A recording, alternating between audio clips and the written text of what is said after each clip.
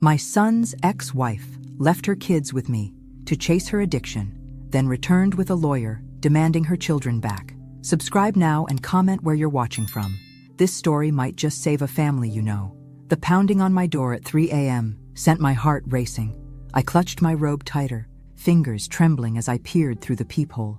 The hallway light flickered, casting eerie shadows across the familiar face I'd hoped never to see again. There stood Vanessa, my son's ex-wife, swaying slightly, pupils dilated in that all-too-familiar way. Behind her, two small shadows huddled together against the rain, their little bodies drenched and shivering.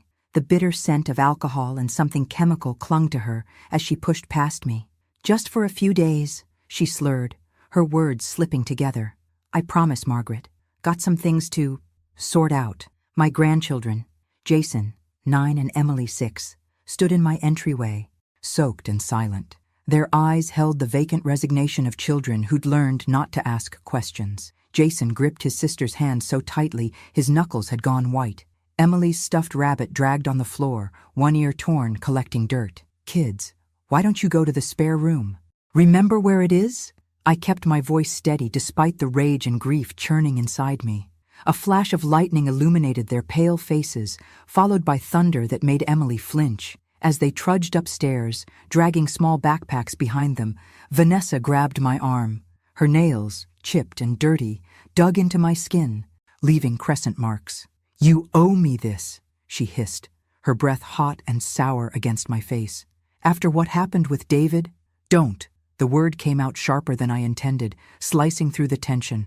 "Don't you dare blame my son for what you both started." Her laugh was hollow, echoing in the dim hallway. Still the sanctimonious bitch. "Look, I need to handle some things. Business opportunities. I'll be back before you know it." I watched her stumble back to the waiting car, the same vacant look in her eyes that I'd seen in David's before he overdosed last year. 3 rehab attempts, paid with my retirement savings, hadn't been enough to save him. The car's taillights disappeared into the rain-slicked darkness, and somehow I knew she wouldn't return. "Grandma?" Emily's small voice floated down the stairs. She clutched her rabbit, water still dripping from her hair. "Is Mom coming back soon?" The lie caught in my throat as I climbed the stairs, my joints protesting. "Let's get you both dried off and into bed. We'll talk in the morning, sweetheart." Later, watching them sleep in my spare bedroom, their breathing finally steady after hours of silent tears, I allowed myself to cry.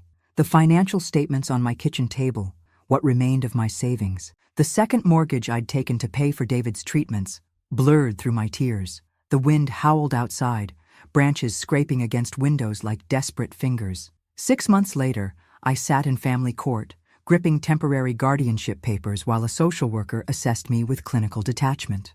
The courtroom smelled of furniture polish and desperation.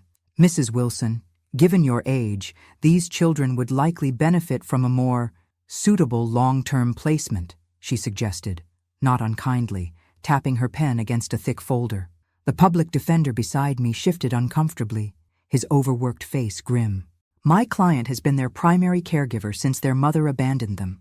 Separating the siblings through the foster system would cause additional trauma." I leaned forward, arthritis protesting in my fingers and knees.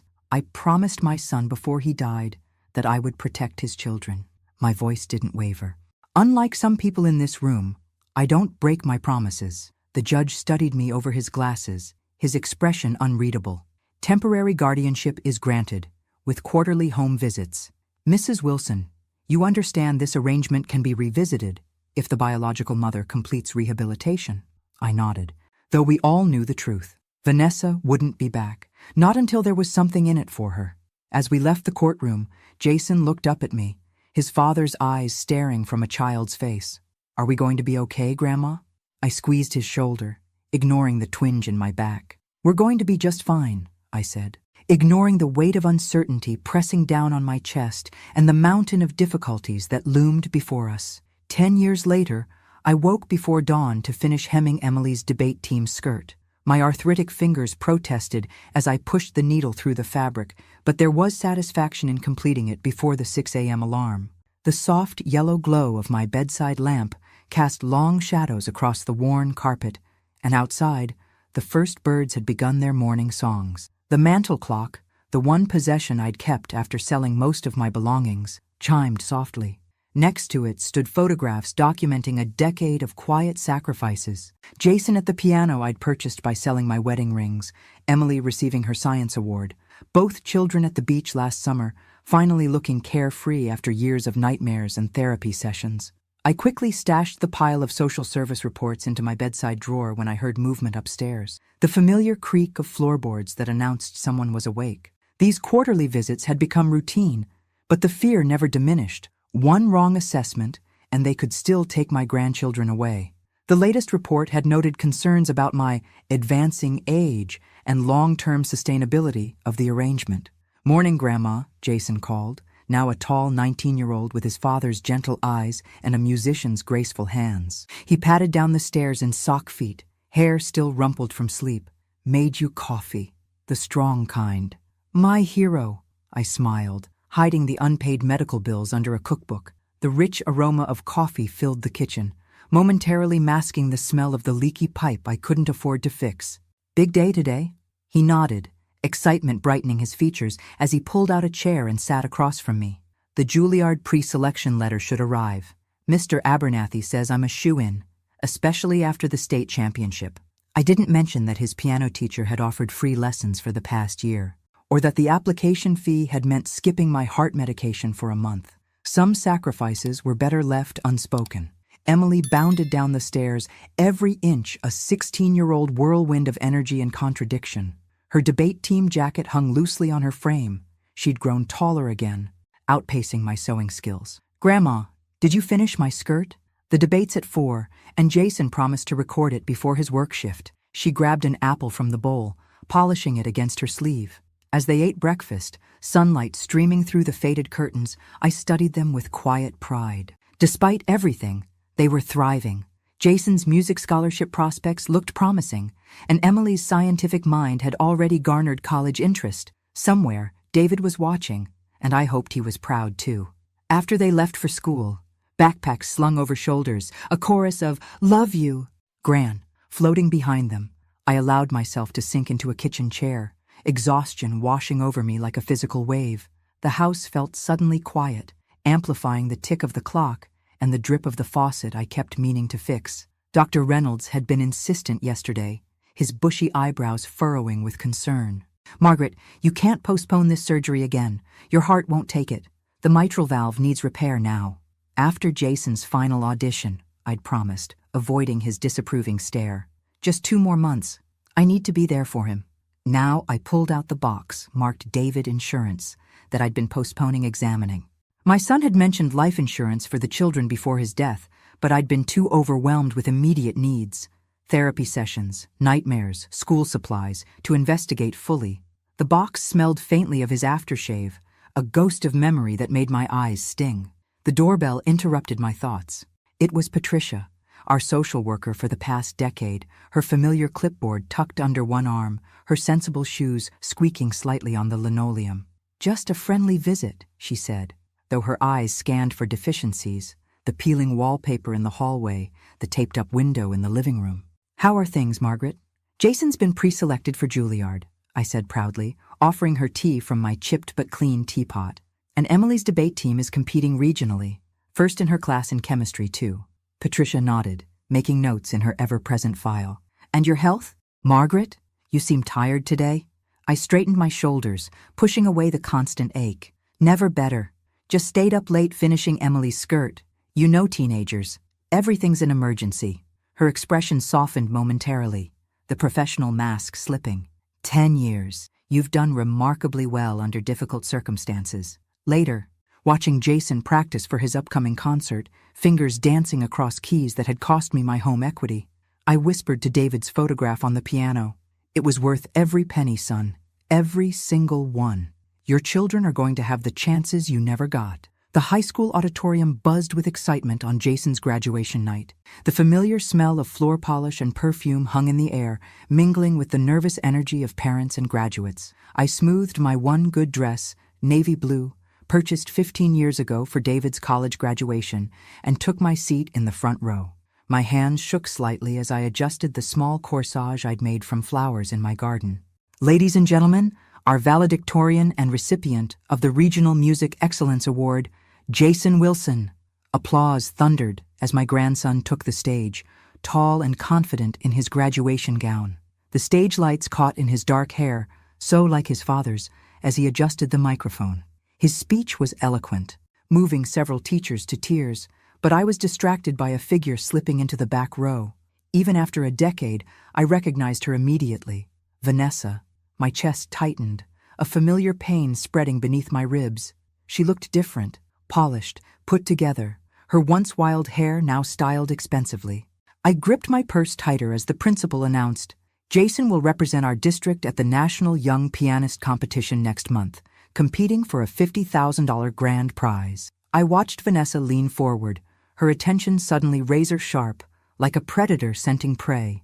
Her eyes never left Jason as he spoke about dreams and perseverance. I wondered if anyone else could see what I saw, the calculating gleam behind her smile. After the ceremony, we gathered in the crowded hallway. Emily bounced excitedly on her toes, adjusting the lei of flowers she'd made for her brother. Jason, surrounded by well-wishers, kept glancing my way, his smile radiant. We were taking photos, the elderly shop owner from next door kindly offering to capture the moment.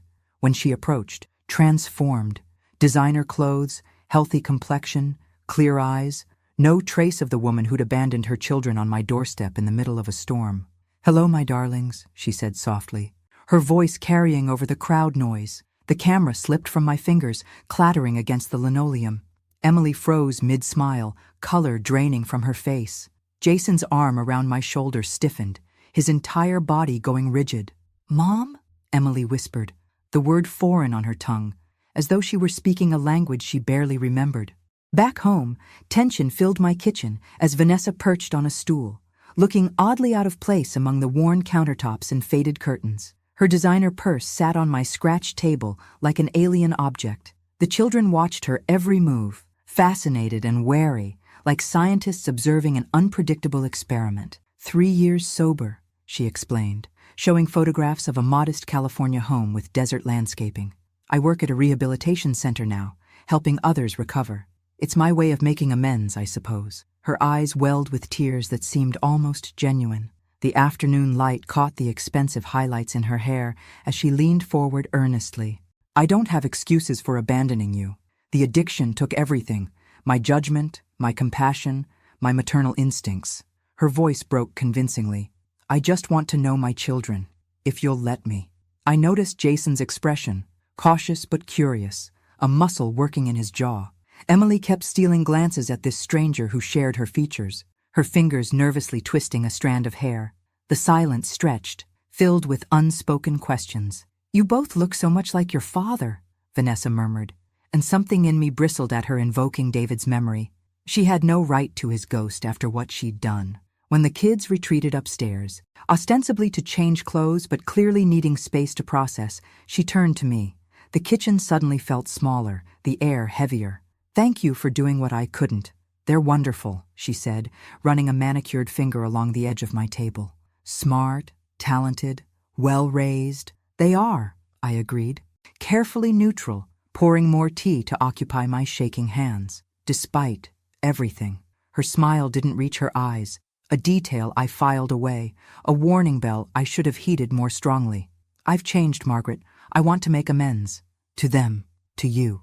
After she left, promising to return the next day with photo albums from their early childhood, Emily broke the silence that had fallen over the living room. She stood by the window, watching Vanessa's rental car disappear down the street. "She seems nice?" The statement lifted at the end, becoming a question.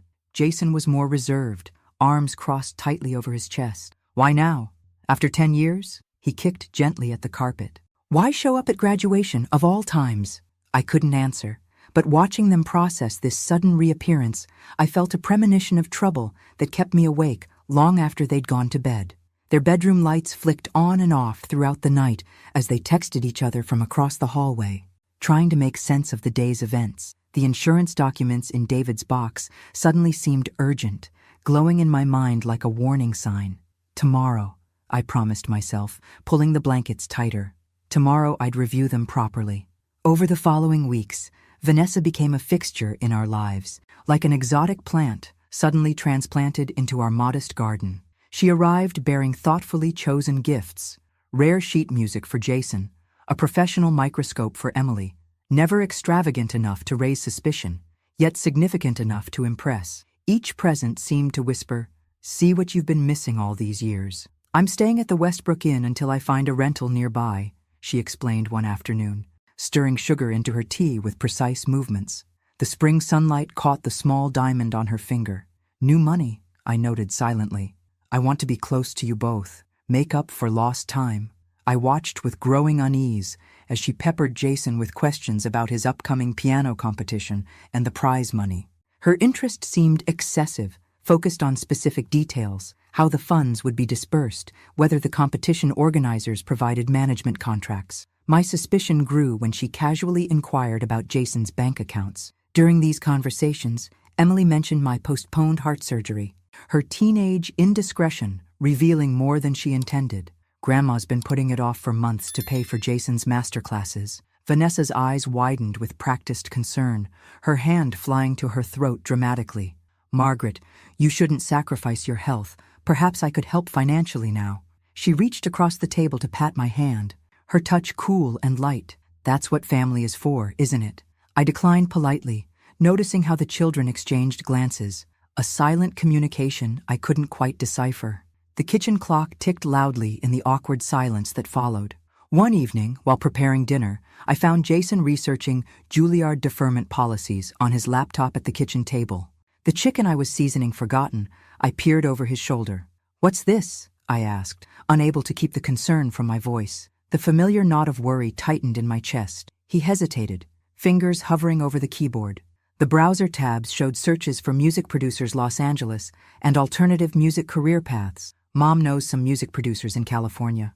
She thinks I could leverage the competition to build connections before committing to conservatory. He didn't meet my eyes, focusing instead on the screen.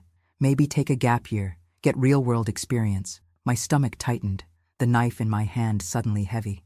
"Jason, Juilliard has been your dream since you were 12. You've worked toward it through everything, even when we couldn't afford proper lessons." His expression hardened, a new defiance I'd never seen before, flashing in his eyes. "Maybe my dreams are evolving. Mom says the industry values connections over degrees these days. Music is changing.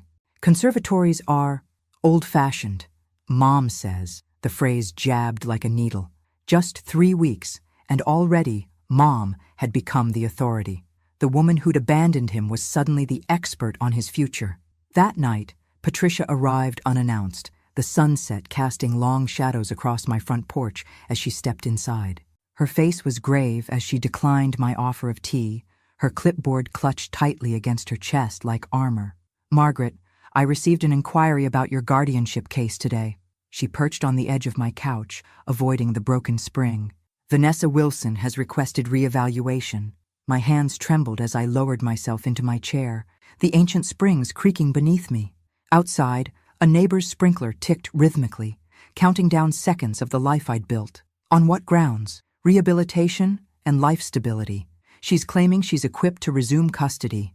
Patricia hesitated, lines deepening around her mouth. The children are of an age where their preferences carry significant weight with the court. The implications hung in the air between us, unspoken but clear. After she left, I stood in my darkened kitchen, watching the moon rise over the backyard where Jason and Emily had built countless snowmen, launched science projects, practiced for talent shows. I called my friend Evelyn, whose son worked in law enforcement. The digital clock on the stove blinked 11:47 p.m. as I whispered, "I need information on Vanessa Wilson, last known residence in California. Anything you can find." 2 days later, Evelyn delivered a manila envelope, her usually cheerful face somber. "Public records only," she warned, squeezing my hand. "Be careful, Margaret. Don't do anything that could jeopardize your standing with the court." Inside, I found court documents from a car accident settlement, $200,000 awarded to Vanessa 2 years ago. Not the 3 she'd claimed. Employment verification showed she'd only worked at the rehabilitation center for 8 months, not 3 years. Her sobriety timeline was a fabrication. Most concerning was a scrap of paper I found in the kitchen trash after one of her visits. Lawyer's notes with custody reversion and future competition earnings underlined. Connected by arrows to insurance policy maturity. My blood ran cold, my heart pounding dangerously, sending shooting pains down my left arm. I finally opened David's insurance documents completely. The pages trembled in my hands as I read. What I saw made me sink into a chair, legs suddenly unable to support me. $500,000, payable to his children when Jason turned 21, less than 2 years away, with me listed only as temporary guardian of the funds. Everything suddenly made terrible sense. The timing of her return, the interest in Jason's competition, the careful cultivation of the children's affection. Vanessa hadn't changed at all. She'd simply found a new addiction, money, and my grandchildren were the pathway to her next fix. "You're being paranoid," Jason insisted the next evening when I tried showing him the evidence I'd gathered. Rain pattered against the windows, matching the tension in the room. "People change, Grandma. Mom's been nothing but supportive." We stood in the kitchen, my carefully assembled documents spread across the table between us like battle lines. The overhead light flickered intermittently, another repair I'd postponed. "Look at the dates, Jason." I pointed to the employment records. "She's only worked at that clinic for 8 months, not 3 years. She's lying about her sobriety timeline." He shoved the papers away, shoulders rigid with teenage certainty. "So she exaggerated a little. Who doesn't on their resume? That doesn't make her some kind of criminal." Emily was equally dismissive, leaning against the doorframe with arms crossed defensively. Her new earrings, a gift from Vanessa, caught the light as she shook her head. "She made mistakes, but she's trying to make it right. Why can't you give her a chance? Is it so hard to believe someone might actually change?" Their defensiveness wounded me deeply. 10 years of midnight fevers, school projects, bandaged knees, and financial juggling. Had it all been so easily forgotten? The distance between us seemed to grow wider by the day, a chasm I couldn't bridge. "I want you to be careful. That's all," I said finally, gathering the papers with trembling hands. "Things aren't always what they seem." After they retreated upstairs, the familiar sound of their bedroom doors closing almost simultaneously, I contacted Michael Green, the attorney who'd helped with the original guardianship filing. His office smelled of leather and paper, comfortingly old-fashioned in a world that seemed to be shifting beneath my feet. "These documents are concerning," he admitted, reviewing my findings, his reading glasses perched on the end of his nose. "The discrepancies in employment, the timing with the insurance policy maturity." He tapped a pencil against his desk. "But legally, you've only maintained temporary guardianship. The courts favor biological parents, especially with nearly adult children who can voice preferences. So I have no recourse?" The words tasted bitter. Outside his window, pigeons gathered on the ledge, oblivious to human concerns. He hesitated, removing his glasses to clean them methodically with a handkerchief. "Document everything. Any sign of relapse, financial exploitation, or neglect. Keep records of all gifts, suggestions, changes in behavior. Without concrete evidence of current harm, it's your word against hers." That evening, Emily came home wearing expensive new clothes, designer jeans and a leather jacket I could never afford. When I questioned her, she shrugged, tossing her shopping bag onto the kitchen counter with teenage nonchalance. "Mom says I don't have to dress like we're poor anymore." She examined her reflection in the microwave door, adjusting her new necklace. "She says appearance matters when you're networking." The comment stung like a slap. I gripped the edge of the sink, knuckles whitening. "We've never been poor," I said quietly, thinking of the hidden sacrifices, the pawned jewelry, the second mortgage, the retirement funds depleted for their benefit. Careful with money isn't the same as poor. She rolled her eyes in that particularly teenage way that managed to dismiss an entire lifetime of experience. "Whatever. Mom says I don't even need college if I have the right connections. She knows people in modeling." Alarm bells rang in my head. "You're 16, Emily.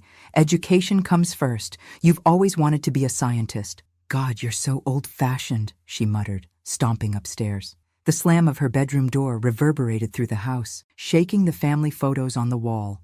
Later that week, Jason announced he might use his potential competition winnings to visit California with Vanessa to meet industry people instead of focusing on Juilliard.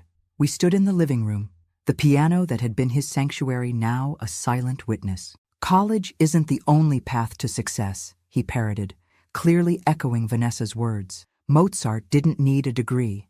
Neither did Ray Charles. I felt them slipping away, seduced by promises I feared would evaporate like morning dew once their usefulness ended.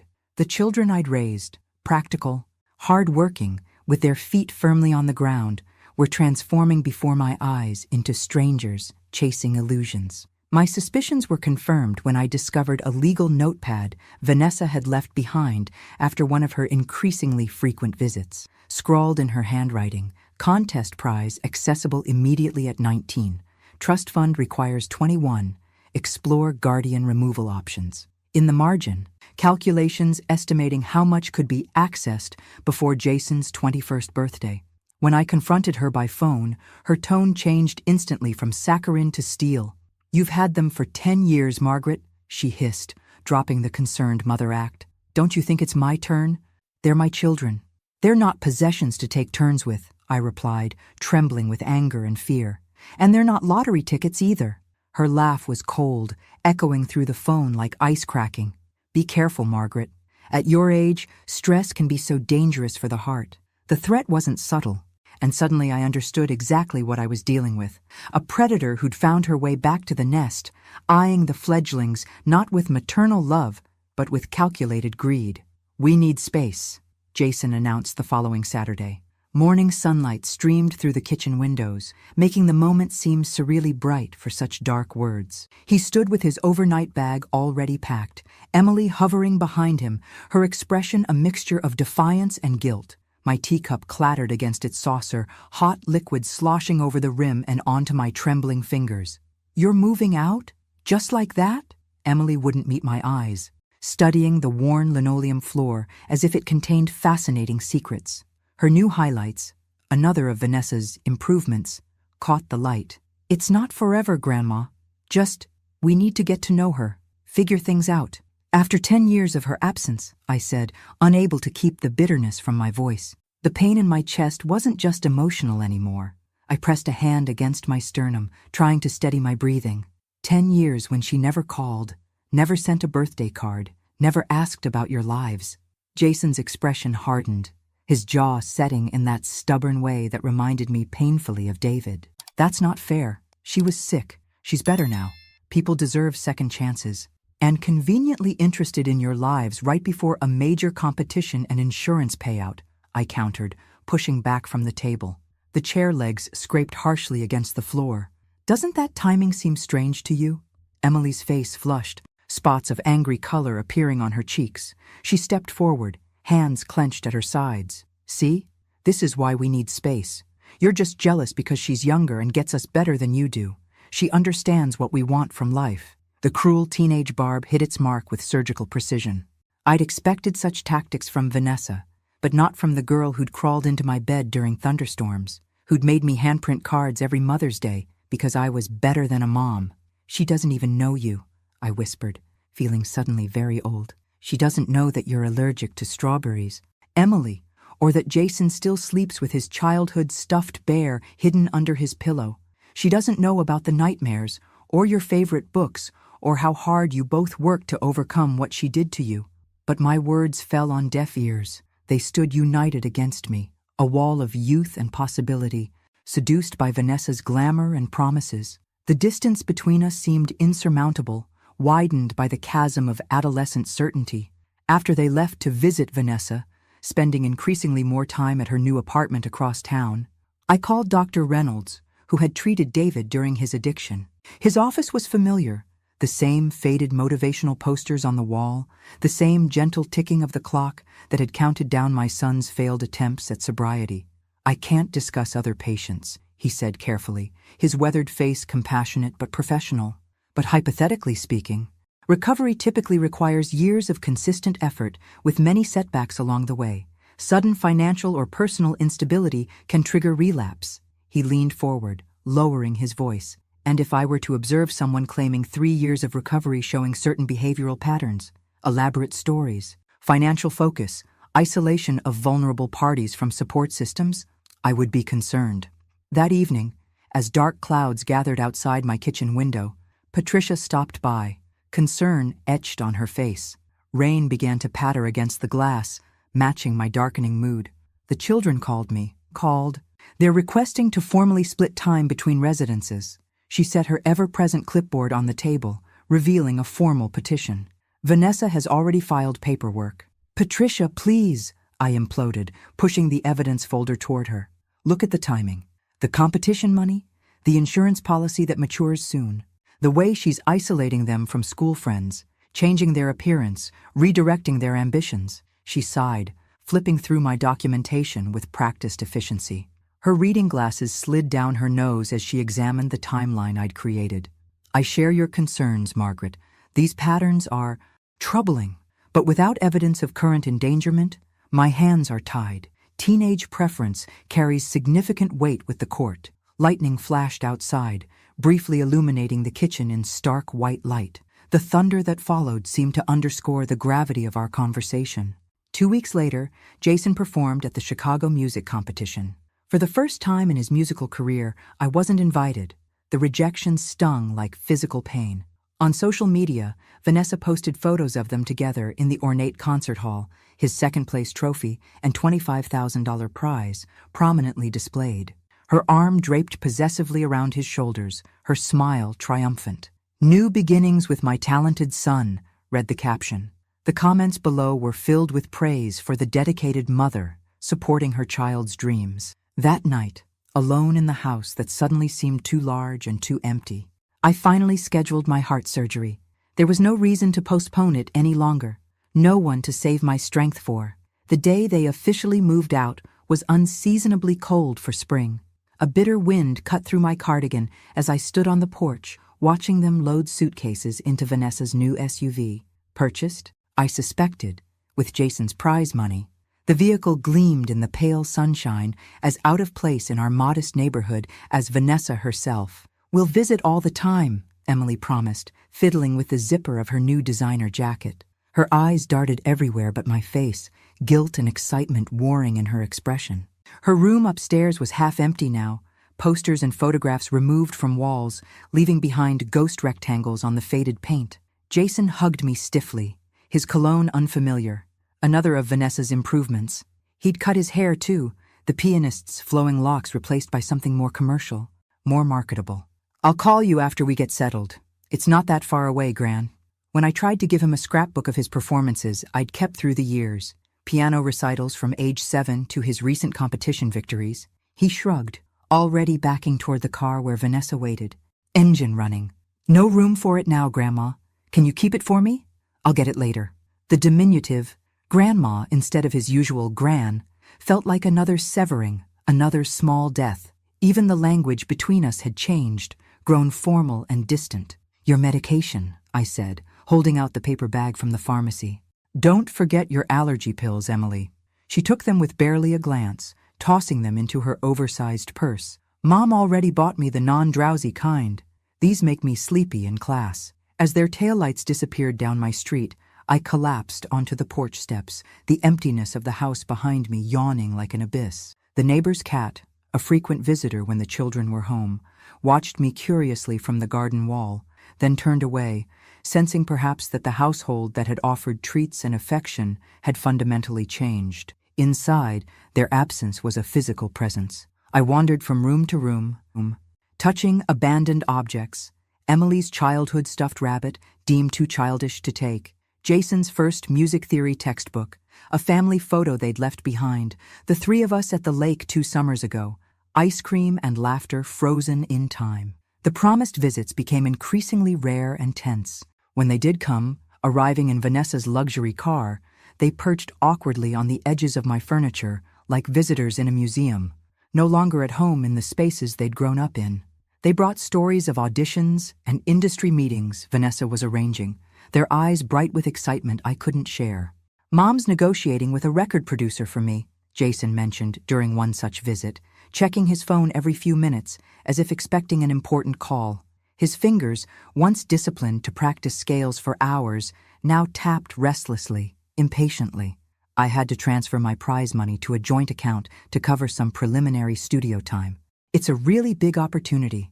My blood ran cold. I set down my teacup carefully, afraid my shaking hands would betray my alarm. Jason, that money was for your education. For Juilliard. His expression closed, a door slamming shut. This is my education. A different kind. Mom says real-world experience is worth more than classroom theory. I noticed subtle changes with each visit. Emily wearing heavy makeup, looking older than her 16 years. Her school backpack replaced by designer purses. Jason checking his phone constantly. Dark circles under his eyes, jumping at unexpected sounds. When I asked if everything was all right, they bristled defensively, exchanging glances before assuring me everything was awesome, and I was worrying too much as usual. 3 weeks after my surgery, which proved more challenging than expected for someone my age, leaving me weaker than I'd anticipated, Diane, a mother from Emily's school, appeared at my door. Her face was pinched with concern as she stood on my porch, clutching her handbag. "I saw your granddaughter at a party last weekend," she said hesitantly, lowering her voice though we were alone. "At the Larsons' lake house. There were adults providing alcohol to minors. When I tried to intervene, a man said she was under her mother's supervision. Margaret," she paused, choosing her words carefully. "The men there were much older than the girls. I didn't like what I was seeing." My heart stuttered painfully in my chest. I gripped the doorframe for support, the surgical scar pulling tight beneath my blouse. "Was Jason there too?" She shook her head. "I didn't see him, but Emily seemed not herself. I thought you should know." I immediately called Patricia to report my concerns, my voice shaking as I relayed what Diane had told me. The phone felt heavy in my hand, the distance between me and my grandchildren suddenly vast and terrifying. She promised to investigate, but warned, without concrete evidence, our options are limited. Teenagers often experiment with boundary-pushing behaviors. It doesn't necessarily indicate parental neglect, but her professional caution did little to ease the dread settling in my stomach like lead. That night I barely slept, images of David's decline replaying in my mind, overlaid now with fears for his children. Determined, I began documenting everything. Emily's school reporting increased absences, Jason canceling piano lessons with the teacher who'd mentored him for years, neighbors mentioning frequent loud parties at Vanessa's apartment. I created a timeline, noting every behavioral change, every canceled visit, every evasive answer. Then came the call that changed everything. Dr. Reynolds, after a routine checkup with Jason, contacted me. His voice on the phone was grave. "I can't violate confidentiality," he said carefully, each word measured. "But as his former guardian, you should request a welfare check." I noticed concerning signs consistent with a stressful environment and possible substance exposure. My hands went numb. "Are you saying—" "I'm saying that if I were in your position, I would contact the authorities immediately. Today. Now." I forwarded all my documentation to Patricia, my finger trembling as I pressed send. She called back within the hour, her professional detachment finally cracking. "I've scheduled an unannounced visit for tomorrow evening. If we find anything concerning, we'll take immediate action." 2 days later, my phone rang at 10 p.m. The harsh electronic tone cut through the silence of my empty house. Patricia's voice was tense, urgent. "Mrs. Wilson, come to social services immediately. We found a situation." The fluorescent lights of the social services office cast harsh shadows across Emily's tear-streaked face. The institutional green walls and linoleum floor created a backdrop of sterile efficiency for the human drama unfolding within. Huddled in a plastic chair, arms wrapped around herself like armor, my granddaughter looked so much younger than her 16 years, a child again, vulnerable and frightened. "What happened?" I rushed to her, ignoring the pain in my healing chest. The scent of antiseptic couldn't mask the faint smell of alcohol and cigarettes clinging to her clothes. A social worker I didn't recognize hovered nearby, clipboard in hand, her expression professionally neutral. Patricia pulled me aside, her voice low, tension evident in the tight lines around her mouth. "We conducted an unannounced visit and found the apartment in disarray, evidence of alcohol and possibly other substances. Food was scarce, bills unpaid despite the recent influx of money." She hesitated, glancing at Emily. Vanessa wasn't present. Emily was alone with 2 adult males she couldn't properly identify. They left quickly when we arrived. My blood ran cold, a chill spreading through my body that had nothing to do with the office's aggressive air conditioning. I gripped the edge of a nearby desk for support. "And Jason? Where is my grandson?" "Unknown." According to Emily, he left with Vanessa and some men for business meetings related to his music. She hasn't seen him since yesterday morning. Patricia's professional facade cracked slightly, genuine concern showing through. We've alerted the police. They're looking for him now. When Patricia stepped away to make calls, her hushed voice urgent in the corner, Emily collapsed against me. The familiar scent of her shampoo, at least that hadn't changed, mingled with unfamiliar perfume as she buried her face against my shoulder. Her body shook with silent sobs. She never changed, did she? It was all lies. Her words came in broken gasps between tears. I feel so stupid, Grandma. So stupid. Between sobs, she revealed a story that made my heart ache. The promised opportunities never materialized. The modeling contacts were photographers who took provocative photos in hotel rooms. The apartment was often filled with strangers at all hours. Recently, Vanessa had begun bringing investors to meet Jason while encouraging Emily to be friendly with them. She kept talking about some big insurance money we'd get when Jason turned 21, Emily whispered, her voice small in the quiet office. Distant phones rang in other departments, a surreal soundtrack to our nightmare. Said it was our ticket to a better life away from here. But then she started needing money now, for contacts, for appointments, for special clothes. Jason gave her his prize money. When that ran out, she couldn't continue, fresh tears overwhelming her. I held her trembling body, fury and fear battling within me. My surgical scar pulled painfully as I tightened my embrace, but physical discomfort meant nothing compared to the emotional agony before me. "You're safe now," I whispered into her hair, rocking slightly as I had when she was small. "I'm here. We'll find Jason." Patricia returned, her expression grim but determined. She'd removed her blazer, rolled up her sleeves, a woman moving from bureaucracy to emergency response. "We've dispatched officers to locations Vanessa frequents. Child Protective Services has issued an emergency custody order returning both minors to your care. We're not waiting for a hearing." The clock on the wall ticked past midnight as we waited, Emily eventually falling into exhausted sleep against my shoulder. The office emptied, leaving only essential staff. Patricia brought blankets, coffee, made calls that echoed in the quiet building. I stroked Emily's hair, remembering nights spent in hospital waiting rooms with David, the same helpless dread coursing through me. Hours later, my phone rang, the sound startling in the quiet room. Emily jerked awake, eyes wide with fear until she recognized her surroundings. The caller ID showed the local hospital. Jason had been found at an upscale bar across town, visibly disoriented and unable to properly identify himself. Vanessa and 2 men were with him, discussing contract terms for his musical career with a supposed producer. When police arrived, responding to the welfare check, they discovered Jason had been given sedatives without his knowledge, to help with performance anxiety, Vanessa claimed. Toxicology screening at the hospital confirmed the presence of benzodiazepines mixed with alcohol, a dangerous combination that could have been fatal. Vanessa was taken into custody for child endangerment and contributing to the delinquency of minors. When I arrived at the hospital, pushing past my own physical limitations to reach him, Jason couldn't look at me. He lay in the hospital bed, IV delivering fluids to his system, looking smaller somehow. His confident posture collapsed into shame. The fluorescent lights highlighted the dark circles under his eyes, the weight he'd lost, the tremor in his hands. "I'm sorry," he whispered, his voice breaking. Tears tracked silently down his face. "I wanted to believe her so badly. He couldn't continue. I took his hand, careful of the IV, noting how his pianist's fingers were now bitten to the quick. We all want to believe in second chances, especially from the people who should love us most. I brushed his hair back from his forehead, the way I used to when he was small and frightened. "That's not weakness, Jason. That's humanity." That night, with both children asleep in their old rooms, I sat on my porch steps and finally allowed myself to weep for what they'd endured, for what could have happened, and for the innocence they'd lost twice over.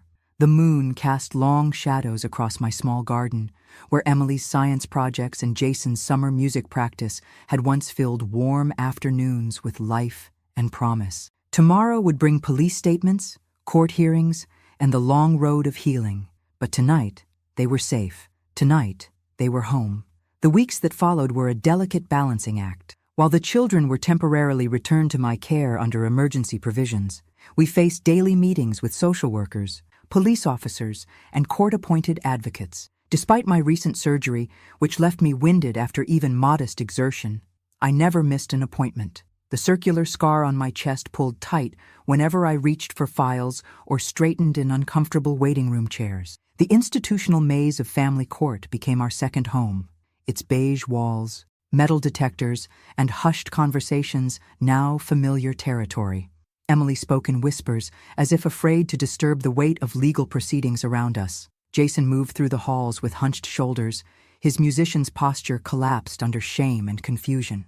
The police investigation revealed the full extent of Vanessa's deception, each new detail more disturbing than the last. Her phone, seized during her arrest, contained browser searches for talented children of deceased parents that led her to news articles about Jason's scholarship. Text messages with her boyfriend discussed the big payday when Jason turned 21, referring to him as their golden ticket and investment. Most disturbing were messages about using Emily's looks to entertain clients and keep investors happy. Photos on the phone showed my granddaughter at parties with men 3 times her age, looking uncomfortable but forcing smiles. During a supervised visit at the social services office, their temporary neutral ground, I watched Emily's face crumble as Patricia gently explained what they'd discovered. The harsh overhead lighting seemed to age her, shadows gathering under her eyes. She was using us? This whole time? Emily's voice was small, childlike. She twisted a tissue between her fingers until it shredded. Everything she said about loving us and wanting to make amends. Jason, still processing the trauma of being drugged, stared at his hands resting on the scratched metal table. His fingers, those gifted hands that could coax such beauty from piano keys, were still now, as if their purpose had been forgotten. She said we needed to trust her, that you were too old to understand the modern music industry. She talked about connections and opportunities. His voice caught.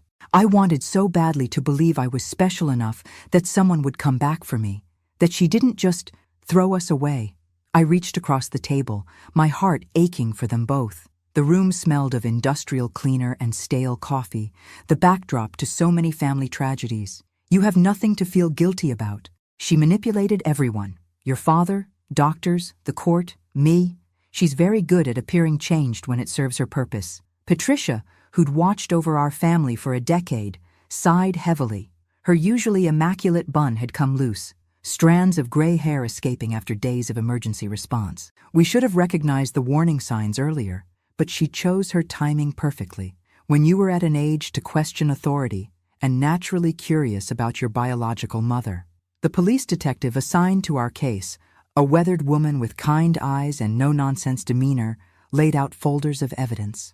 We've found similar patterns in 3 other cities. She targets vulnerable families, especially those with insurance policies or potential income sources. The rehabilitation center job was real, but she was fired for stealing prescription medications after 6 months. Later that night, as we settled back into our old routines, Jason paused at the piano he'd neglected for months. Dust had gathered on the keys, something that would have been unthinkable before Vanessa's return.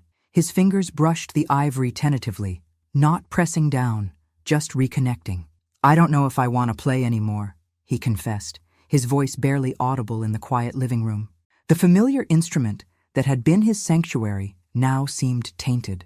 She's poisoned it somehow, made it about money and contracts instead of what it always was for you, I finished, sitting beside him on the bench that held the impressions of countless hours of practice.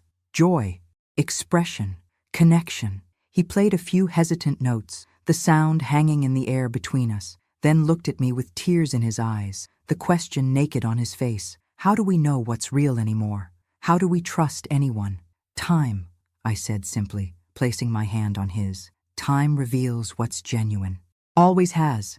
The quick, dramatic gestures, those are easy to fake. It's the daily showing up, the quiet consistency that tells the truth about love.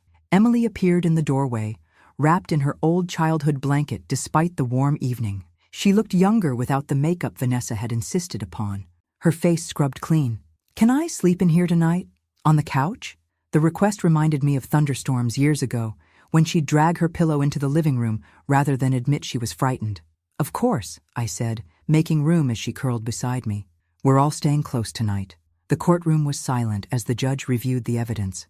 Afternoon sunlight streamed through high windows, dust motes dancing in the golden beams. The polished wooden benches were hard and unforgiving beneath me as I sat with my grandchildren, all of us dressed in our best clothes, as if proper attire might somehow influence justice. Vanessa, released on bail, sat across the aisle with an expensive attorney in a tailored suit. She'd transformed again.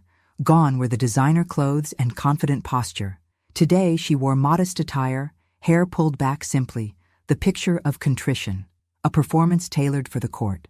My client had a minor relapse, but is committed to recovery, her lawyer insisted. Standing to address the judge, his voice carried smoothly through the courtroom, practiced and persuasive. These are her biological children, and she deserves another chance to be their mother.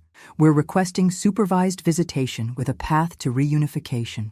The judge, an older woman with silver hair and penetrating eyes, seemed to be considering it, her expression thoughtful as she reviewed the file before her.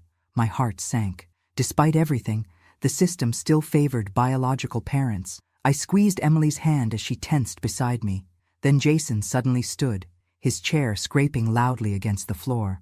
Your Honor, may I speak? With permission granted, he stepped forward to the witness stand. The oath was administered, his "I do" barely audible in the hushed courtroom. Then, finding his courage, he described how Vanessa systematically undermined his educational ambitions with empty promises, used his prize money to pay old debts, and how he was drugged during a supposed business meeting. She told me Juilliard was a waste of time when I could be making money immediately, he said, his voice growing stronger. When I hesitated to withdraw my application, she started suggesting that my grandmother was holding me back out of selfishness. His hands gripped the edge of the witness stand. She had me believing that someone who sacrificed everything for me was actually my enemy. Emily, finding her courage, requested to speak next. Her testimony was halting at first, but gained strength as she revealed how her mother introduced her to older men as a future model, while whispering to be extra nice to certain investors. There were parties where I was the only teenager, she said, her voice small but steady. When I said I wanted to go home, she told me I was embarrassing her, that this was how the real world worked, and I needed to grow up. She looked directly at Vanessa for the first time. She said Grandma had made me soft, and that wouldn't get me anywhere in life. The final blow came when Patricia presented the recovered text messages from Vanessa's phone, displayed on a screen for the court to see. The most damning read, "The old lady will be dead in a few years anyway. Once we get the insurance money, we can bail. The kids, they'll figure it out." A murmur ran through the courtroom. I felt physically ill, my surgical scar throbbing in time with my racing heart. Beside me, Emily made a small, wounded sound, while Jason's face hardened into something I'd never seen before, a protective fury that aged him beyond his years. Vanessa, seeing defeat approaching in the judge's expression, dropped her facade entirely. She stood abruptly, her lawyer attempting to restrain her with a hand on her arm. "You owe me this," she shouted, pointing at her children. Spittle flew from her lips as security stepped closer. "You think carrying you for 9 months was easy? You ruined my life once, and now you're doing it again. They're my children."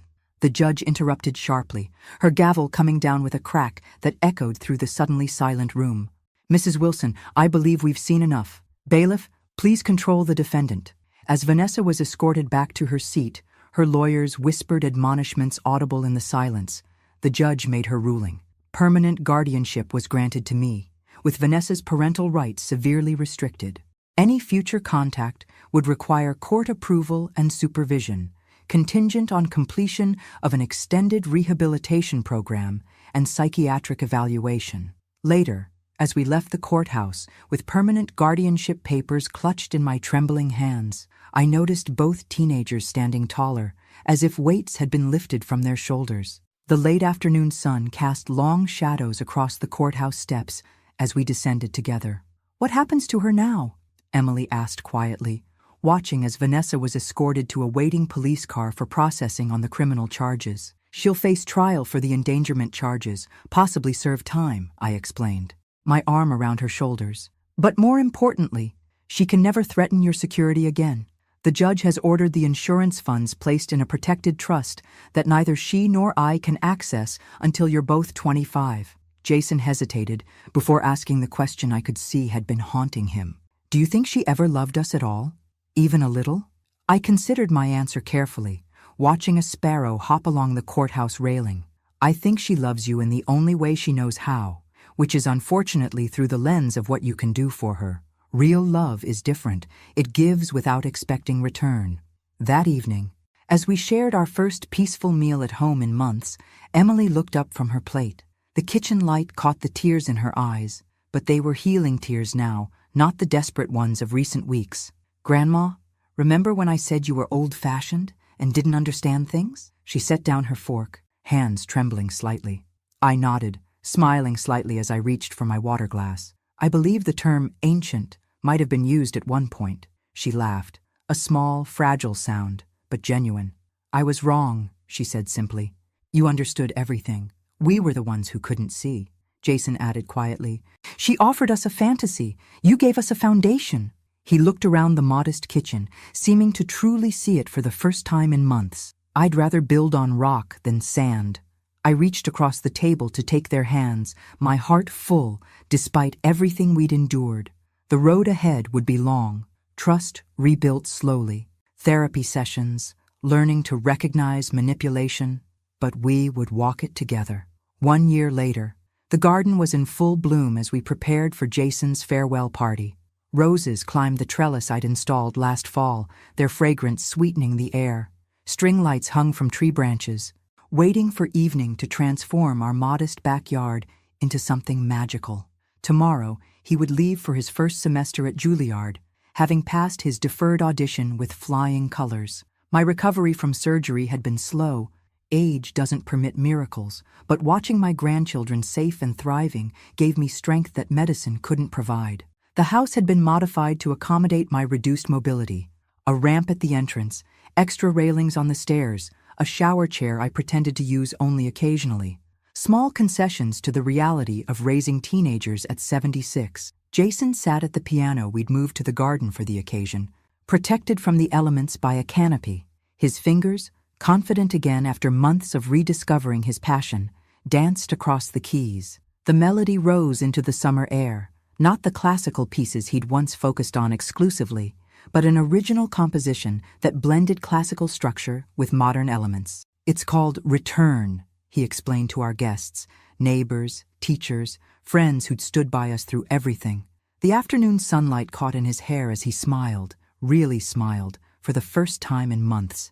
Because sometimes we need to get lost before we can find our way back to what matters. Emily, now 17 with plans to study psychology, moved among the guests serving homemade lemonade with confident smiles. The past year had transformed her, not into the glamorous model Vanessa had envisioned, but into a young woman with purpose. She led a support group for teenagers with addicted parents at the community center, transforming her painful experience into something positive.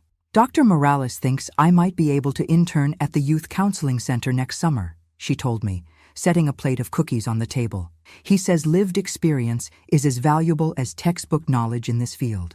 Michael, our attorney who had become a friend, approached with an envelope containing news. The permanent guardianship had been officially finalized, all appeals exhausted, and the insurance funds would be held in a court-supervised trust until both children turned 25, protecting them from future schemes. And Vanessa?